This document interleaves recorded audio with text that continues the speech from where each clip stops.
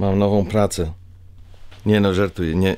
Nie nająłem się do Baltic Construction jeszcze, ale ponieważ Sławek i Aneta są bardzo hojnymi ludźmi i otrzymaliśmy od nich nowe wdzianka, to trzeba się reklamować, więc jeśli mieszkacie w okolicach Filadelfii, nawet od 3 godziny od Filadelfii, 3 godziny jazdy, bo tak się w Stanach mierzy odległość, i potrzebujecie nowy dach, albo potrzebujecie naprawić stary dach, tudzież kilka innych usług budowlanych jest na liście waszych obecnych potrzeb, to zgłoście się do Baltic Construction. Fantastyczni ludzie, którzy robią fantastyczną robotę. Tyle reklamy w dzisiejszym odcinku, niepłatnej, tak po prostu po znajomości przyjacielskiej, bo świetnie nam się razem rozmawia, pracuje i przyjaźni, więc uważam, że trzeba się promować nawzajem.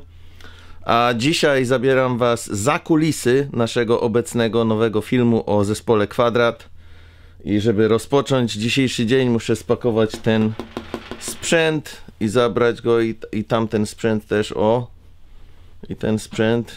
Nie wiem, czy chcę to wszystko pokazywać tutaj, ale co tam. I zabrać go ze sobą w drogę, bo kręcimy dzisiaj rozmowę z jednym z członków grupy Kwadrat. Plan jest taki, żeby nakręcić rozmowy z wszystkimi z nich, trochę... Zresztą, co ja będę plan zdradzał? Jak powiem wszystko o filmie, to potem nikt go nie będzie oglądał, bo już będziecie wszystko wiedzieć z tych filmów, więc po prostu wam pokażę, co się dzieje, zamiast tyle opowiadać.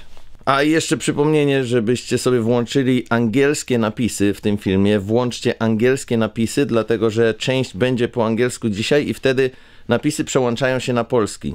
To taki trik, który ostatnio robimy, po to, żeby szybciej edytować i mniej czasu spędzać za klawiaturą, wklepując te wszystkie teksty, które służą jako tłumaczenie z angielskiego na polski i nawzajem. Dzisiaj szybciej mi się to udało wyjaśnić, tak myślę.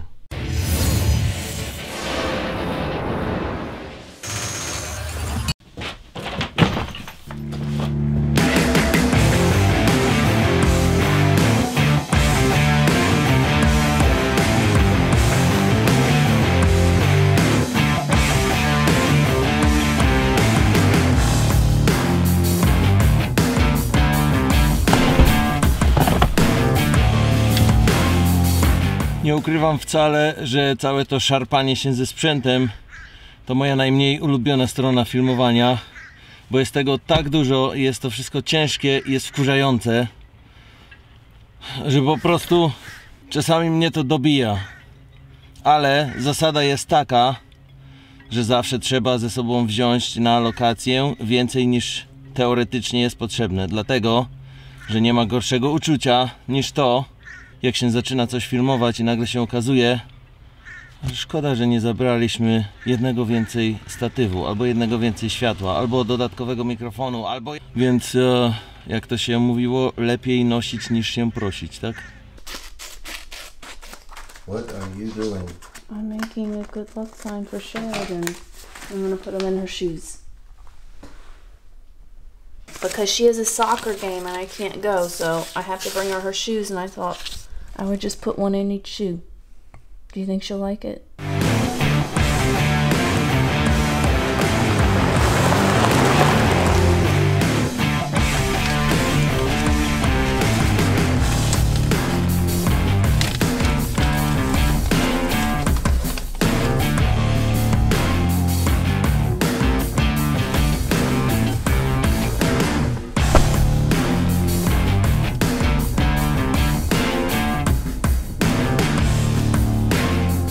So one question for this film that we're gonna start, well, we started shooting it a while ago with Kwadrat, but today we're shooting a part of it, and one question for the whole production is, am I gonna be included in it? Do I, you know, are we getting shots of me talking to these people, or is it like most documentaries where you don't really see the person asking questions? But you know, I also, that's why I wanted to talk to you about this, because this is also something that honestly annoys me a little bit sometimes when watching documentaries.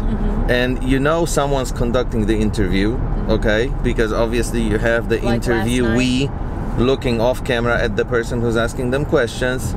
And when the interviewee, person being interviewed, tells the whole story by repeating the questions, so you don't ever have to wonder what the question asked was, it's fine. But sometimes you see it even in big documentaries when they have to include the question that was asked. Last night they did it that. is, yes, the one we looked at last night, the one we watched last night, and you hear that question kind of in the background because there's not even a microphone on that person that was asking. And that kind of annoys me, because I know maybe that happens accidentally sometimes during filming, but why wouldn't you just have a backup microphone on that person so you can at least hear the question well? And if it is supposed to be a conversation, why not include the interviewer sometimes? Plus, you know, the previous film we did kind of had elements of vlogging, of the daily vlogging in it. That's why I was in it, and I didn't think that was a mistake or anything like that. But I think you should stick to the way that you've done everything so far, and you are a big part of this. So yes, at the end of the day you could make a standalone documentary and you're not in it at all, but this is also for our channel. And is this going to go to Sundance? But maybe it does, and then what? But if it does, then we have to cut David out. Then you simply film it as though here's the person who's exploring this situation. And Yes, because there are also documentaries out there like Michael Moore's, for example, where he is the not leading character but the presenting character. So he is walking around talking about what happens next, and here I visited these people, and and I think that's you what they should do told it me. that way. You think so? Yes, because that's how the whole vlog is. But this could also be a standalone awesome documentary without including the presenting person, like But a lot of that's the way you documentaries are do done. it. Yes, some documentaries are done that way. But as you said, for instance, Michael Moore does it his way. You know, this documentary filmmaker does it their way, and you do it your way, and your way is to include yourself. You don't have to do it like everybody else. For now, but we can also evolve. Yes, but I think you should be in it. Because I think that you're part of the whole thing. What if I don't want to be in this one? Well, I'm putting you in it, so... Here's what I ultimately think. I think we can film it in similar way to what we've done so far, just in case we decide to include me in editing.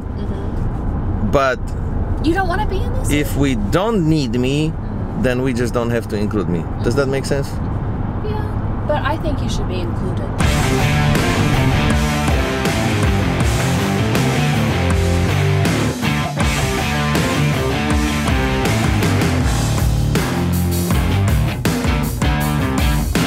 You look like a Unabomber. We are shooting another film on Thursday, on the 12th. So we're gonna be stopping here again and getting like 12 cups of coffee.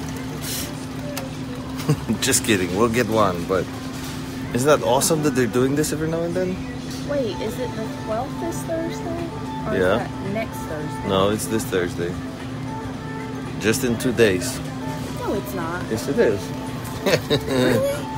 Oh my god. Disconnected.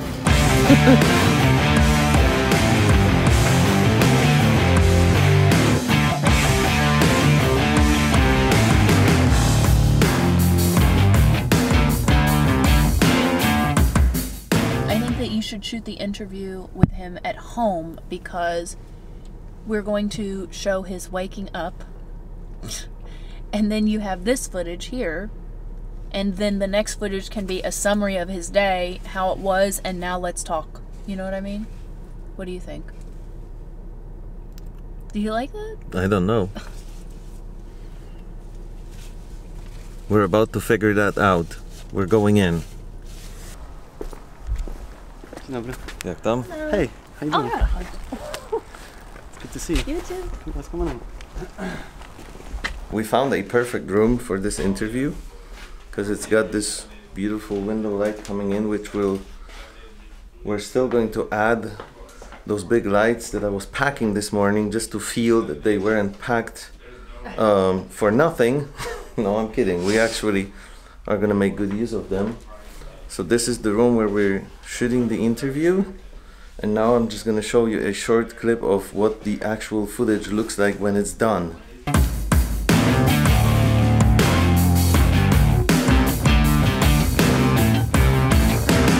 Isn't that crazy? We're using the background of all these windows out there because this is the essential part of what Peter does for a living. We had to choose between this and his home environment, and we haven't really seen his home yet, but we ultimately decided that this is pretty good here. What? I didn't realize it was so We both got new haircuts just yesterday. Well, I got mine this morning. Yours was cheaper. A little bit. This is pretty much all set up, and you might wonder why we have these two big lights right over here when we're already getting soft window light coming in. You want to explain that one, Brian? Because this way we know the light is always consistent without going in and out of the clouds and sunny orange light and cold blue light. It's always the same. So today is a cloudy day, which means the sun is likely to go in and out from behind the clouds, and when that happens, the level of light changes outside, which changes the level of light inside, and then in the middle of your interview, the light all of a sudden falls and becomes darker on your subject. And color. And the color changes as well, so you can of course adjust those things in camera, but if you have consistent lighting, you're avoiding this problem.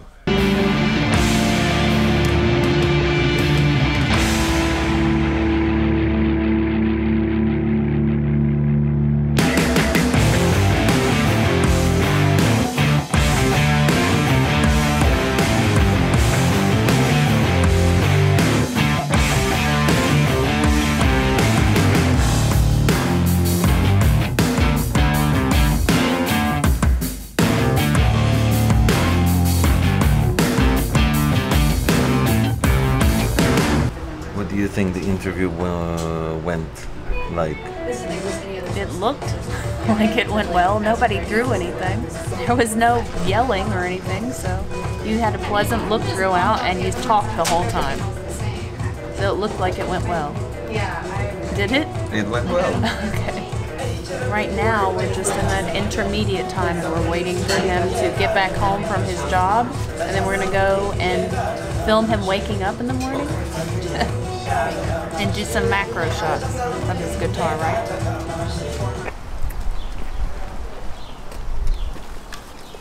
Oh.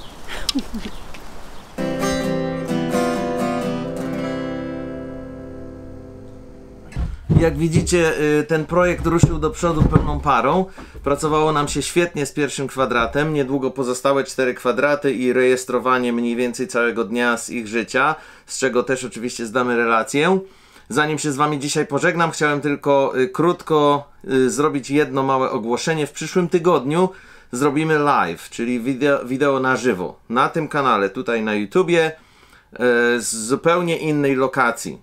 Więc chciałem tylko zapodać temat i trochę was na to przygotować. Może ktoś do nas dołączy, zada jakieś pytania i sobie razem porozmawiamy na żywo i będzie ciekawie, będziemy mieli interesujących gości, więc powinno to wszystko dobrze się poskładać. Na dzisiaj to wszystko. Dzięki za uwagę, dzięki za lajki i subskryby. Do zobaczenia bardzo niedługo.